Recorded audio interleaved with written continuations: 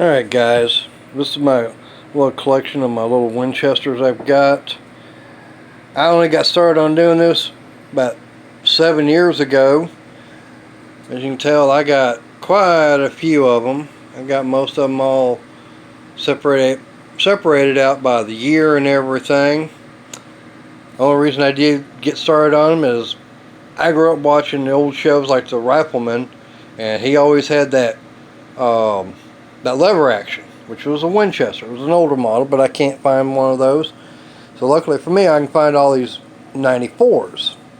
But anyways, this one right here that I got the stock taken off of, I'm going to be taking it over to a gunsmith and have him find me an actual stock for it. But this is the one that's over 100 years old. Let's turn it around so y'all can see this. Anyways, this is the main reason why I wound up buying it, because it does say Winchester on it, and unfortunately someone had to go and drill right in on that receiver part where they put a looks like a scope. But this is U.S. Army model 1917, and after doing the research and everything, this was the one that the U.S. Army had made for the military for World War I. It had Remington, I think it was Eddie was another manufacturer in Winchester, and they wound up, Winchester was the one company that made the least amount.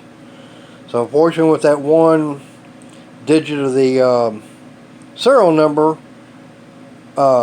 messed up, I have no idea exactly which one it is. This one here, oh yeah, that's the oldest one that I've got, except for this one right here. This one here, let's see if I can zoom in on that serial number. Yeah, there you go. That's a 153. That right there, you can tell, was made in about 1940 or 41, so that was pre-World War II. And I've got another one over here that's another pre-64. And what I got laying here on top, I have to move it out of the way. I don't know what year this one is. I wound up just seeing this at my local pawn shop. It just happens to be a single shot bolt action 22 long rifle that was like, hey, it's a Winchester. Okay. I like the Winchester guns. This is why I collect them. I don't get much into all the other ones. Move that out of the way. So you got a 41. Here's another one. It's still pre-64. It's getting about 62, 63 right there. Another one. And that's another pre-64. Pre-64s were like 2,700,000, I think, something like that. That's how you can tell. This one here is like right after. This is probably either 64 or 65 is when they changed it. But one thing that they wound up doing is they changed the way the firing pin is. You can see how it's different there compared to a pre-64. Got that little cutout in there. But the one thing about it is it does have the metal butt stock on there, or butt plate, whatever you want to call it. If they were still, some of them, if they were still using leftover. And let's see. Yeah, this is still going to be late 60s here. And it's got a plastic butt stock, whereas all these others are all metal. Actually, this is still a metal one. This is still left over. So now we're getting in to a lot of the newer ones. And as you can tell, yeah, they wound up going, this is a plastic butt plate. Don't remember what year. Oh, this is way old. This is probably back up in the 80s. But like I said, I have a thing for trying to collect them. Matter of fact, right now I've got one sitting in a pawn shop that is late 60s, maybe very early 70s.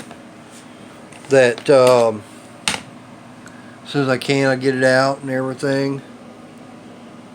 Yeah, that's another one. Well, as you can tell, I got all these different ones, different conditions on them.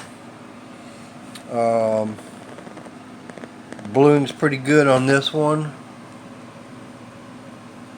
Yeah, a bit over 3 million. This is another one I like. It's way old. Now this one here, I don't know, I haven't been able to figure out what year, but I like the scrolling and everything on it. Plus it's got the saddle ring loop on there, and it's also got the loading gate. It's also been colored in. I like that. It's got the scrolling and everything on there. Yeah, this one's going to be about mid-70s, mid to late 70s. And of course got this one here.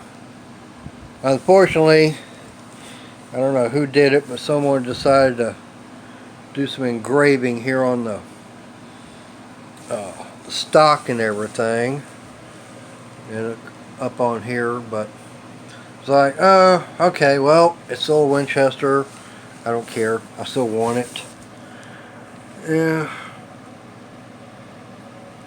And it's almost got, if those last numbers had not been, if they'd been all the zeros, man, this would have been a one hell of a find. Being it's a 4 million number. But, oh yeah, where's that other one I had up here? That one. Oh, it's this one here. Let's see if I can get it in on this. If y'all can see that where it says model AE. I don't know if I can get my camera here to want to focus on it. Anyways, I know it did a minute ago. Yeah, or it says model 94 AE. Well, that means angle eject, which they, a lot of people complain about having the spent rounds coming right up and over their head and everything. So Winchester said, okay, fine, we'll get it to go up and over the edge. Plus, they actually did something that one of the very few things that they've ever done. They actually did put in a actual safety compared to everything else that they've done. So, and yes, even though I live up here in North Texas, up by the Dallas-Fort Worth area, I am originally from Houston, and yes, I am going to support my hometown, because I do not like that 1-star rated semi-pro team in Arlington. There you go. There's 14 of them. And like I said, I just like the Winchester. I've seen the movie. I've got it on Blu-ray. Of course, like I said, I've got that model 1917.